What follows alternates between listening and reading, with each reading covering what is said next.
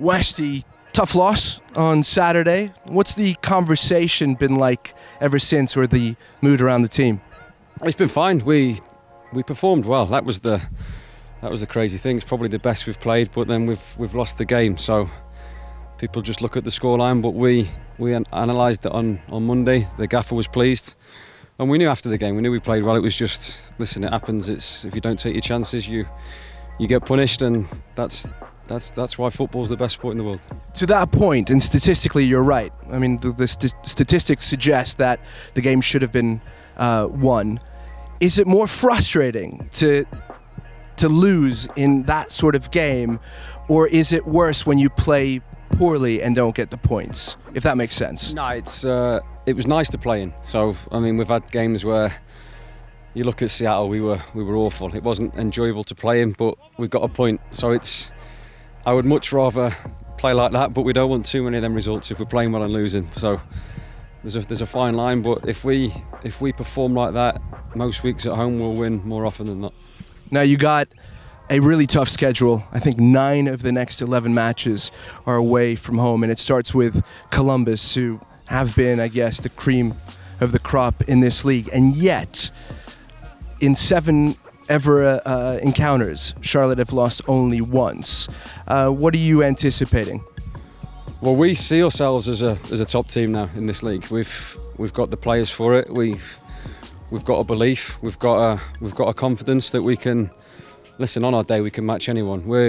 I've said it many times before, we're the most organised team in this league, and if you're organised and you've got a willingness to defend and the lads work their socks off, it gives you a great foundation. And now we've got Pat, who's been in the league now. He's got a year under his belt. We've got Wilf, who's added bags of potential. Liel's looking confident, and then you throw Pep into that as well. So listen, we know what we can do. We know who we are, and it's about going on the road and proving a point now.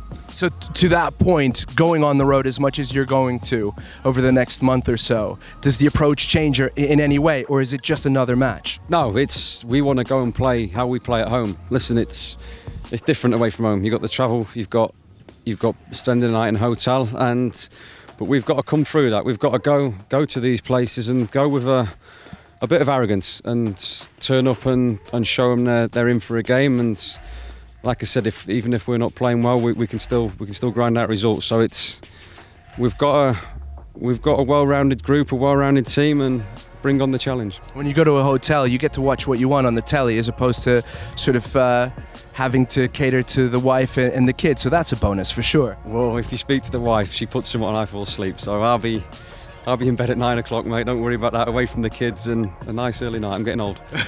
Moving away from Charlotte, former teams, a bag of mixed fortune. Nantwich won, although I don't think they're going to make the playoffs. Burnley back in the Premier League. Aston Villa outdone by Crystal Palace. Any thoughts on any of that? Yeah, obviously I'm made up for Burnley. I've still got a lot of friends there, and we watched the game. The little boy had his Burnley shirt on, so it's nice to see them back where they are. Nantwich is a great club. I went there at 7. I think I went on loan 17, and that made me who I am today. So I thank them for them. I got thrown at the deep end by a young kid, naive, and I got smashed first 2 minutes. So that made me realise. But yeah, Villa was. Listen, they've had a great season. They look tired at Wembley. So, but anyway, it's back to us, and we're going to go and win the MLS Cup. That's a good way to end the interview. Thanks a lot. Thank you, mate. Thank you.